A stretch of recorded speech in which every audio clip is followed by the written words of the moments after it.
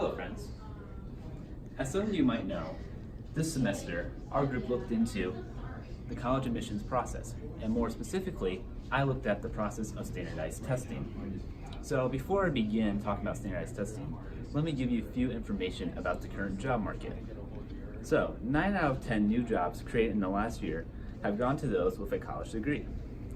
Moreover, those who attend college will make on average $1 million more during the course of their lifetime than those who forego college.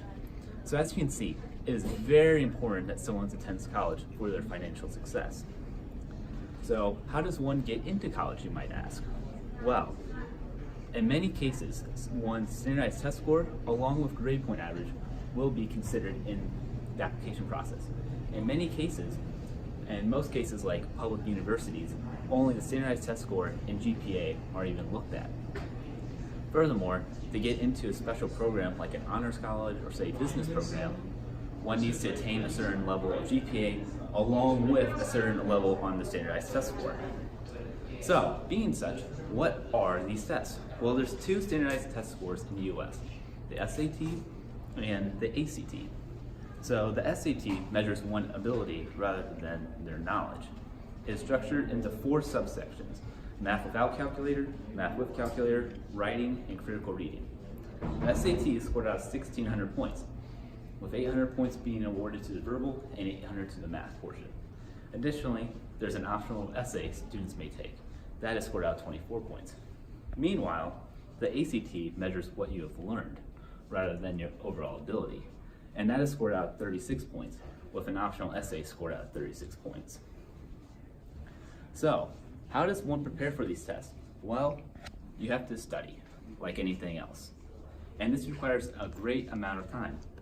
So, it is generally accepted to raise your score by 50 points, you need to study for about 20 hours.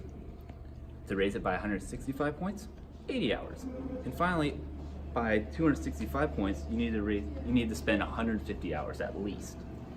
And in some cases, on the SAT, raising one score by 200 points will only raise your percentile by just 12 points. Although that's just very small in terms of percentile, this could be the difference between getting into a special program or even into a school. Oftentimes, there's not enough time to study for the SAT or ACT. In fact, 2018 census data reveals 42% of American students were involved in sports, 30% involved in lessons, and 28% were involved in clubs, with 9% overlapping the 3. So the SAT and ACT are tests that favors those who have an abundant amount of time on their hands. Additionally, if you do spend the time on the test, this often comes at the expense of one's GPA and overall grades. So you kind of have a catch-22. Should I study for the SAT or to study for my classes? Both which are critical components of the college, of your overall admissions process.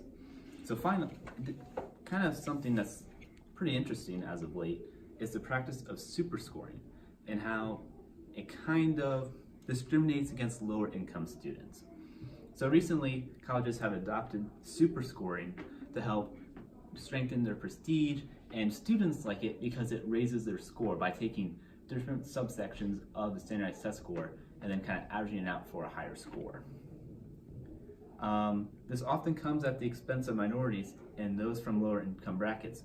This is because these individuals oftentimes don't have enough time to prepare properly for the exams, or do not have the resources to even, if they did have the time to retake the exam, they wouldn't have the proper resources to fully prepare, and thus it'd be kind of a waste of time and wouldn't be able to raise their score enough.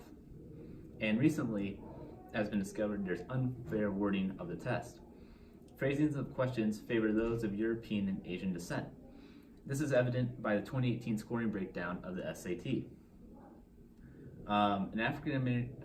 2018, an African American male who scored 1,200 would only be in the 74th percentile overall, but 92nd percentile overall for his specific demographic. Meanwhile, an Asian student who scored the same 1,200 would also be 74th percentile overall from all test takers, but only 47th percentile for that particular race. So as you can see, it's kind of self-evident that there's biases within the test. And finally, there's the issue of grade inflation. So we can see there's issues with the standardized test score. So some have proposed, let's just get rid of it entirely. While and just look at one's coursework. Well, that's not necessarily the greatest thing, because in some schools it's easier to get an A in an English class than it would be to take the same English class at another school and get an A. There's just too much discrepancy between schools. So as a result, there's the issue of grade inflation. So hopefully this video helped you inform a little bit about the college admissions process and more specifically standardized testing.